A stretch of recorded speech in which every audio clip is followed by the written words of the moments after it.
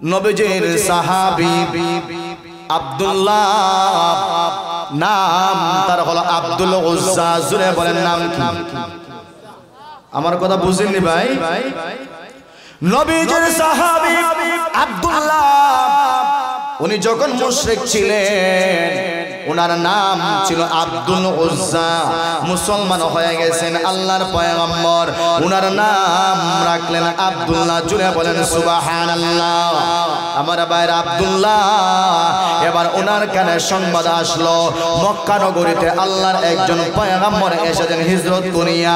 উনি মানুষকে আল্লাহর পথে দাওয়াত দেয়, উনি মানুষকে কোরআনের পথে দাওয়াত দেয়, নামাজের পথে দাওয়াত দেয়, সম্পর্কের কথা মানুষকে বলে, মানুষের চরিত্র সংশোধন করে, এক কথা আত্মীয়তার সম্পর্ক উনি সম্পর্ক টিকায় রাখেন, সুন্দর সুন্দর কথা বলে, মানুষের দিলের ভিতরে আঘাত লাগে, বড় আরাম লাগে। জুড়ে বলেন সুবহানাল্লাহ।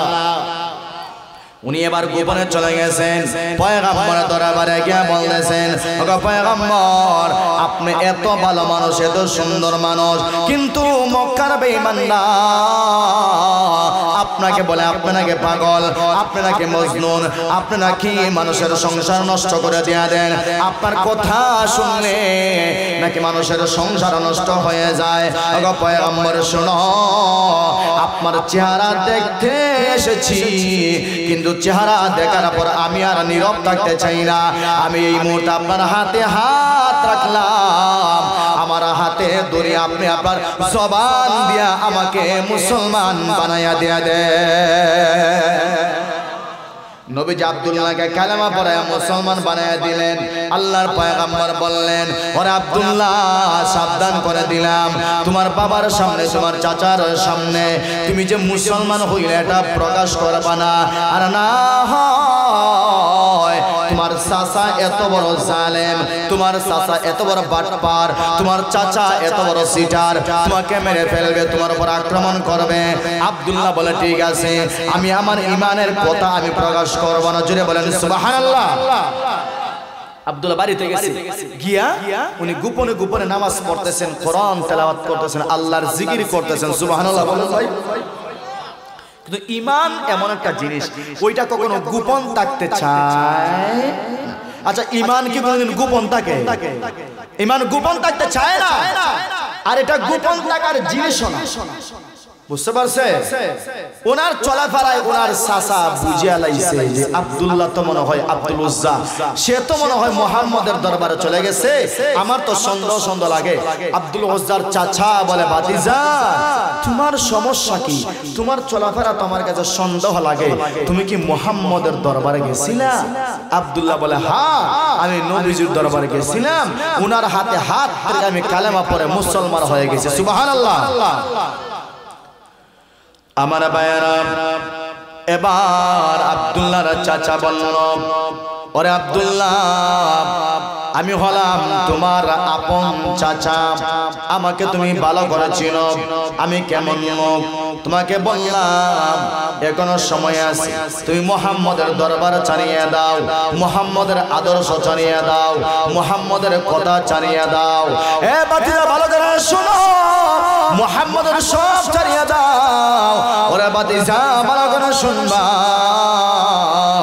আমার হাত থেকে যদি বাঁচতে চাও, এক কথায় তোমার জীবনকে যদি বাঁচাইতে চাও, ওরে আব্দুল্লাহ শোনো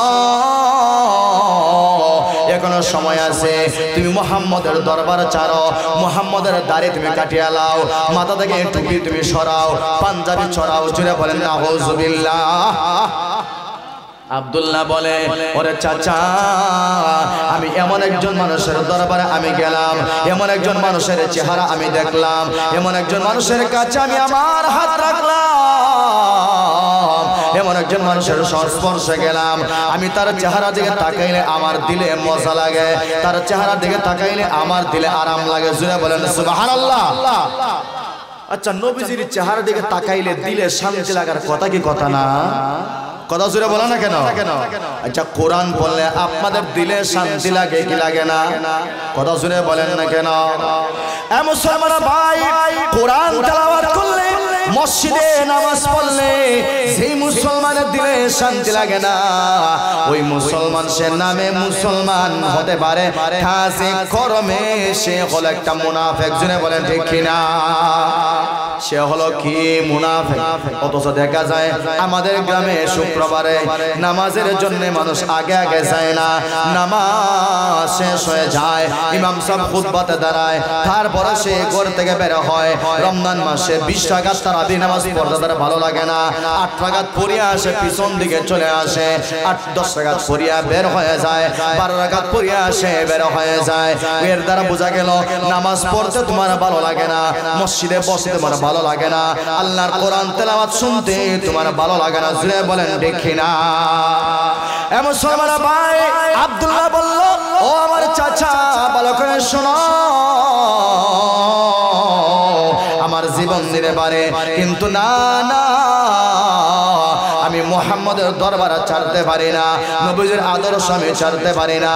নবীজির আদর্শ আমি গালে লাগাইলাম, নবীজির আদর্শ আমি মাথায় লাগাইলাম, নবীজির আদর্শ নামাজ শিখলাম, নবীজির আদর্শ রোজা রাখলাম, নবীজির আদর্শ আমি সব হারাম আমি ছাড়লাম। জোরে বলেন ঠিক কিনা? নবীদের আদর্শ আমি গ্রহণ করলাম। চাচা, আমার মারতে পারো, আমার কাটতে পারো, আমার সব তুমি নিতে পারো, আমার তো বাবা নাই, আমি কোটিপতির সন্তান, আমার সব নিতে পারো, কিন্তু আল্লাহর কসম একটা সেকেন্ডের জন্য আমি আমার পয়গম্বরের আদর্শ এবং দরবার ছাড়তে রাজি। সুবহানাল্লাহ নাই ভাই? আর একটু জোরে বলেন সুবহানাল্লাহ। এবার চাচা বলল, ওর বাতিজা, তাহলে তুমি রেডি হয়ে যাও, তোমার জীবন নাশের হুমকি আছে। এবার চাচা দুজন মিলিয়া আব্দুল্লাহর উপর আক্রমণ করলো, আব্দুল্লাহকে তারা হতাহত করলো। এবার আব্দুল্লাহর হাত রক্তাক্ত হয়ে গেল, আব্দুল্লাহর চেহারা রক্তাক্ত হয়ে গেল। আরে মুসলমান ভাই আব্দুল্লাহকে বললো, এ বাতিজা, যাও যাও, আমার ঘর থেকে বের হয়ে যাও, আমার ঘরে থাকবা, আমার খানা খাইবা, আমার পোশাক পরিধান করবা। ওরে আমার বাতিজা শোনো, ভালো করে শোনো, আমি তোমাকে আমার বাড়ি থেকে বের করে দিয়ে দিলাম। আমার ভাইয়েরা, এবার আব্দুল্লাহ ঘর থেকে বের হয়ে যাবে। এবার বাতিজা বললেছে, এ বাতিজা, ভালো করে শুনবা, আমার বাড়ি থেকে বের হয়ে তুমি যাইবা, কোনো সমস্যা না। এবার আমার টাকার কেনা পোশাক, এই শীতের মৌসুমে আমার টাকার কেনা জ্যাকেট, আমার টাকার কেনা প্যান্ট, আমার টাকার কেনা তোমার চাদর, সব কিছু খুলিয়া দিয়া তুমি মুহাম্মদের কাছে চলিয়া যাও। নাউজুবিল্লাহ নাই?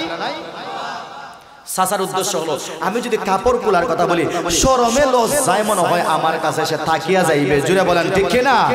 কিন্তু বাতিজা বলে, চাচা, যতই তুমি বলো না কেন, যতই তুমি কি করো না কেন, কিন্তু না না গো চাচা, আমি তোমারও ছাড়তে পারি, আমার মা ছাড়তে পারি, আমার বাবা ছাড়তে পারি, আমার আত্মীয় স্বজন সব ছাড়তে পারি, আমি আমার নবী মুহাম্মদুর রাসূলুল্লাহ সাল্লাল্লাহু আলাইহি ওয়াসাল্লামকে একটা সেকেন্ডের জন্য আমি ছাড়তে পারি।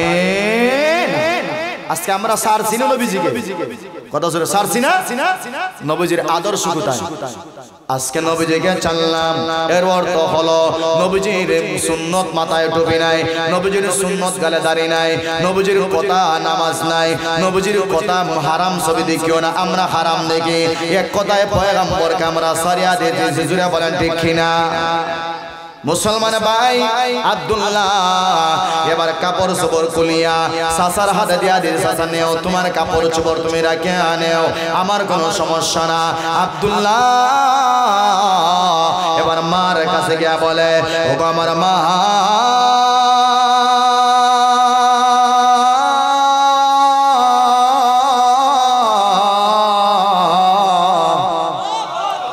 আমাকে 2 টুকরো কাপড় দাও, আমাকে সামান্য কাপড় দাও, আমার লজ্জাস্থান ডাকতে হবে, আমার শরীর ডাকতে হবে। মা 2 টুকরো কাপড় দিয়ে দিয়েছি, সেই 2 টুকরো কাপড় দিয়া সামন ডাকলে পিছন ডাকা যায় না, পিছন ডাকলে সামন ডাকা যায় না। অনেক কষ্ট করে আল্লাহর পয়গম্বরের দরবারে চলে গেছে। মুসলমান ভাই ভালো করে শোনো, আল্লাহর পয়গম্বর তাহাজ্জুদ তাহাজ্জুদের নামাজের সময় এবার ঘর থেকে বের হইলেন। বের হওয়ার পর এবার তাকায় দেখলেন একজন মানুষ উলঙ্গ অবস্থায় সামান্য কিছু কাপড় দিয়া ওই লজ্জাস্থান ঢেকে রাখছে। এরকম জরু শুরু হইয়া আল্লাহর পয়গম্বরের দরজার সামনে বসে রইছে। আল্লাহর পয়গম্বর এবার বললেন, মান আনতা, তুমি কে, তোমার নাম কি? আব্দুল্লাহ বলল, আনা আব্দুল্লাহ, আমার নাম আব্দুল্লাহ। আল্লাহর পয়গম্বর বলেন, আব্দুল্লাহ তো অনেক আছে, তুমি নাম কি তাহলে ভালো করে বলো। ওই আব্দুল্লাহ বলল, ওগো পয়গম্বর, আমার নাম ছিল আব্দুল উজ্জা। আপনার আদর্শ গ্রহণ করার কারণে, এক কথা নামাজি হওয়ার কারণে, রোজাদার হওয়ার কারণে, আমার মাথায় টুপি দেওয়ার কারণে, আমি আপনার আদর্শ গ্রহণ করার কারণে, এক কথায় আপনাকে ভালোবাসার কারণে আমার চাচা, আমার বাবা, আমার গোষ্ঠীর লোকেরা আমাকে মেরেছে, এমনকি আমাকে আমার বাড়ি থেকে তারা বের করে দেয়া দিয়েছে। নাউজুবিল্লাহ। আল্লাহর পয়গম্বর তার কথা শুনিয়ে এবার আল্লাহর পয়গম্বর কাঁদতে লাগলেন। আল্লাহর পয়গম্বর এবার আব্দুল্লাহর হাতের মতো ধরলেন। সুবহানাল্লাহ, জোরে বলেন সুবহানাল্লাহ। হাতের মতো ধরিয়া নবীজির ঘরের মধ্যে নিয়ে গেলেন। এবার আল্লাহর পয়গম্বর বললেন, ওরে আব্দুল্লাহ শোনো, আমার কারণে মা সাল্লাহ, আমার কারণে বাবা সাল্লাহ, আমার কারণে গোষ্ঠী চাল্লা, আমার কারণে বাড়ি চাল্লা, আমার কারণে তোমার টাকা সম্পত্তি চাল্লা, তুমি কোটিপতির সন্তান ছিলা, আমার কারণে সব চাল্লা। এবার আমি নবী তোমাকে বলতেছি, নেও নেও, আমি তোমাকে 2 টুকরা সাদা কাপড় দিলাম, ওইটা তুমি পরিধান করো। জোরে বলেন সুবহানাল্লাহ। নবীজি 2 টুকরা সাদা কাপড় দিলেন, উনি পরলেন। এবার নবীজি বলেন, আব্দুল্লাহ, এবার তোমার কাছে আমি বলি, এই মুহূর্তে আমি নবীর কাছে তুমি যা চাইবা তাই পাইবা। পিছনে বাইরে সুবহানাল্লাহ বলছে। নবীজি বলছেন, আব্দুল্লাহ, এই মুহূর্তে আমি নবীর কাছে তুমি যা চাইবা তুমি তাই পাইবা। সুবহানাল্লাহ। আমার ভাইয়েরা, আব্দুল্লাহ এবার বললেন, ওগো পয়গম্বর, না না, আমার দুনিয়ার টাকা পয়সার দরকার নাই, আমার গাড়ি বাড়ির দরকার নাই, আমার ব্যাংক ব্যালেন্সের দরকার নাই, আমার সব কিছু আছে, আমার কিচ্ছু লাগবে না। আমার কাছে আমার পয়গম্বর আছে, আমার কাছে আমার আল্লাহ আছে, আর দরকার কি? সুবহানাল্লাহ নাই? আমার কাছে আমার নবী আছে, আমার কাছে আমার আল্লাহ আছে, আল্লাহ রাব্বুল আলামিন আছে। যার নিজে আল্লাহ হইয়া যায়, গোটা দুনিয়া তার হইয়া যায়। সুবহানাল্লাহ। আব্দুল্লাহ এবার বললেন, ওগো পয়গম্বর, আপনি যেহেতু বলছেন চাওয়ার জন্য, তাহলে একটা জিনিস আপনার কাছে চাই, আপনি আমার জন্য মহান আল্লাহর কাছে দোয়া করেন, মহান আল্লাহ যেন আমি আব্দুল্লাহকে শাহাদতের মরণ দান করে। কিসের মরণ? শাহাদতের মরণ।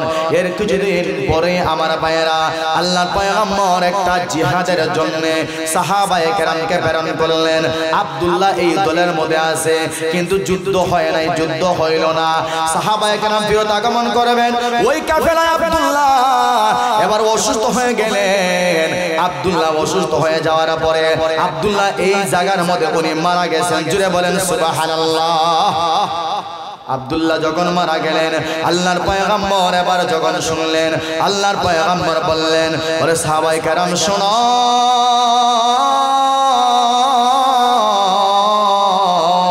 আমার আব্দুল্লাহ মারা গেছে, আমার আব্দুল্লাহকে আমার আল্লাহ শাহাদতের মর্যাদা দান করেছে। আমার আব্দুল্লাহর জন্য তোমরা খবর খনন করো, আমার আব্দুল্লাহকে তোমরা কাফনের কাপড় পরাও। ওরে সাহাবায়ে কেরাম শোনো, আমি নিজে পয়গম্বর, আমি আমার আব্দুল্লাহর জানাজার নামাজটা পড়ব। সুবহানাল্লাহ। নবীজি নিজে আব্দুল্লাহর জানাজার নামাজ পড়তে চাইতেছেন। সুবহানাল্লাহ, জোরে বলেন ভাই। আমি আমার আব্দুল্লাহর জানাজার নামাজ আমি নিজে পড়ব, আমি আমার আব্দুল্লাহর কবরে আমি পয়গম্বর নিজে নামব। সুবহানাল্লাহ, সুবহানাল্লাহ। এ সাহাবায়ে কেরাম ভালো করে শোনো, আমি আমার আব্দুল্লাহর কবরে নিজে নামতে চাই, আমি আমার আব্দুল্লাহর কবরে নামব। আল্লাহর পয়গম্বর আব্দুল্লাহর কবরে নামলেন। সুবহানাল্লাহ। নাই নবীজি নামলেন, নবীজি নামিয়া এবার সাহাবায়ে কেরামকে বললেন, ওরে সাহাবায়ে কেরাম শোনো না, আমি হাতটা রাখলাম, আমার আব্দুল্লাহ লাশটা আমার হাতের মধ্যে তোমরা দিয়া দাও। সুবহানাল্লাহ। সাহাবায়ে কেরাম আব্দুল্লাহর লাশটা পয়গম্বরের হাতের মধ্যে দিয়া দিলেন। এবার আল্লাহর পয়গম্বর এবার আকাশের দিকে রাখলেন, আল্লাহর পয়গম্বর আকাশের দিকে তাকাইলেন, ওগো আমার আল্লাহ, আমি আমার আব্দুল্লাহর প্রতি খুশি, তুমি মহান আল্লাহ আমার আব্দুল্লাহর উপর খুশি হয়ে যাও। ও আমার আল্লাহ, এই মুহূর্তে আমার আব্দুল্লাহর লাশটা আমার হাত থেকে তোমার কুদরতি হাতের হাওলা করলাম, মেহেরবানি করে আমার আব্দুল্লাহর লাশটাকে তুমি কবুল মঞ্জুর করে। জুড়ে বলেন সুবহানাল্লাহ। কবরের পাশে ছিলেন সাদ ইবনে আবি ওয়াক্কাস রাদিয়াল্লাহু আনহু। উনি কবরের পাশে কান্দে আর চোখের পানি মুছে মুছে উনি বলতেছেন, আব্দুল্লাহ রে, তোর কপাল তো বড় ফাটা কপাল। কি কপাল? তোর কপাল তো বড় ভালো রে আব্দুল্লাহ। আমরা এত জিহাদে শরীক হইলাম, এত রক্তাক্ত হইলাম, আহত হইলাম, কিন্তু এমন তো নসিব হইল না আজকে স্বয়ং নবীজি তোর উপরে খুশি, নবীজি তোর জানাজার নামাজটা বললেন, তোকে নিজে দাফন করলেন, তোর কপাল তো বড় ভালো। সুবহানাল্লাহ।